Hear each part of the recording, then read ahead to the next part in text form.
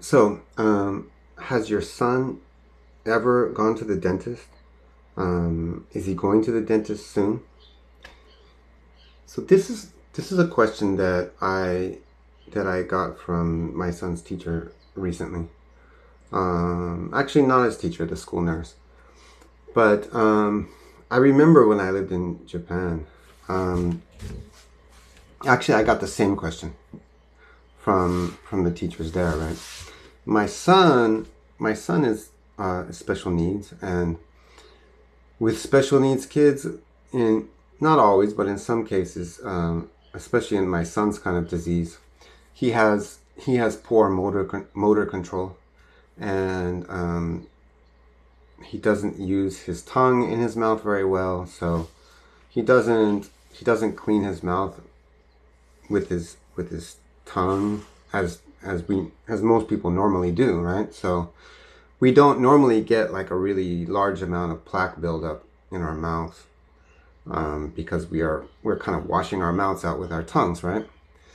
But he doesn't do that, so he gets a lot of plaque built up on his teeth really quickly, right? So even if you brush it, it still builds up, right? So most kids who have special needs, they have to get their teeth cleaned, right? So I wanted to talk about this, right? Because um, it's okay that the teacher or the nurse ask this question. It's good that they ask this because it means they care, and they're concerned about your child. But I want to talk about actually what I want to talk about is my answer to that question, and what's kind of behind that, right? So every time I get asked this question, it actually makes me kind of nervous because I have to explain all of this stuff, and um, with a typically developing kid, making an appointment and going to the dentist, this is a pain in the neck. You might have to miss a couple hours of work or even more. The kids have to miss school, and it's not a fun thing. It's an ordeal, right? But for somebody who's a caregiver or dealing with children, having to take care or raise children with special needs, this is something completely and totally different, right?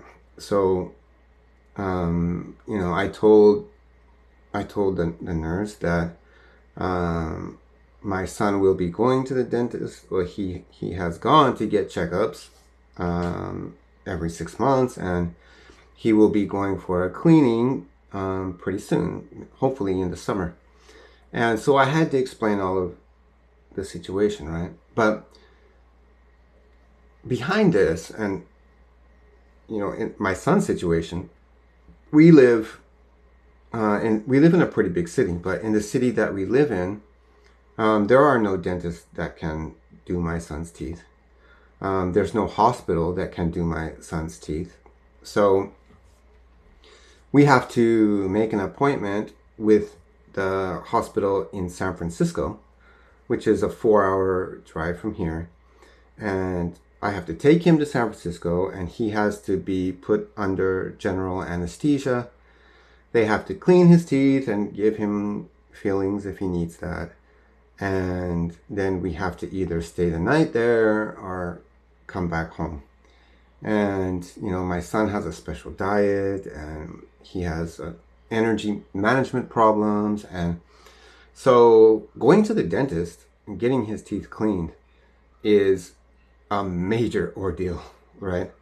And this is just one thing of many.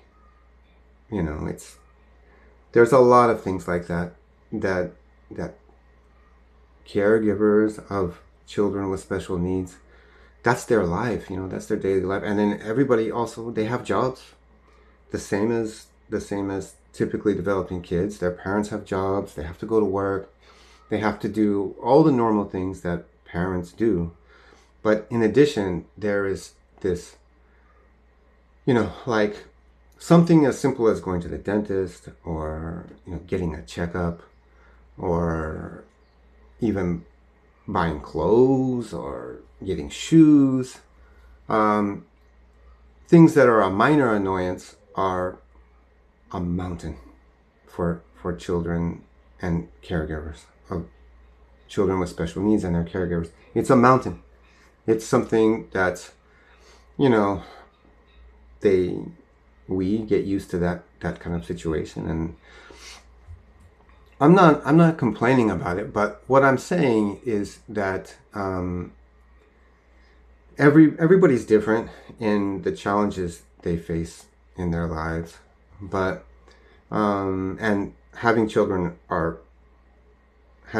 are typically developing is a real challenge, and it's hard and it's a struggle, especially if you're a single parent, right? So I think that really the only thing I really want to say about this, in the example, just for one of the examples I gave with my son going to the dentist, is that I want to say that if you know somebody, a family member or a friend or an acquaintance that is a caregiver of a child with special needs, I would encourage you to just give them a hand, you know, offer them a break or just a little help, because probably behind the things that they are doing that a normal parent does, behind that there is a giant mountain of effort and responsibilities that they have that is in addition to being a parent. And it can be hard.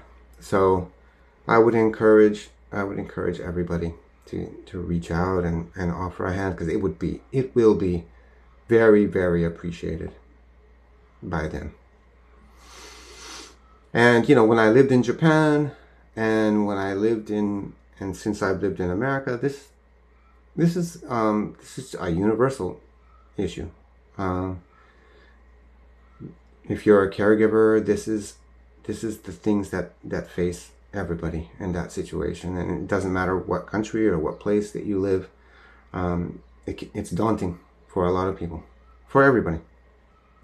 So anyway, just wanted to make this short video. Thank you for your time, and if you have your own story or you have some kind of comment about this, don't hesitate to put in the comments. Thank you for your time.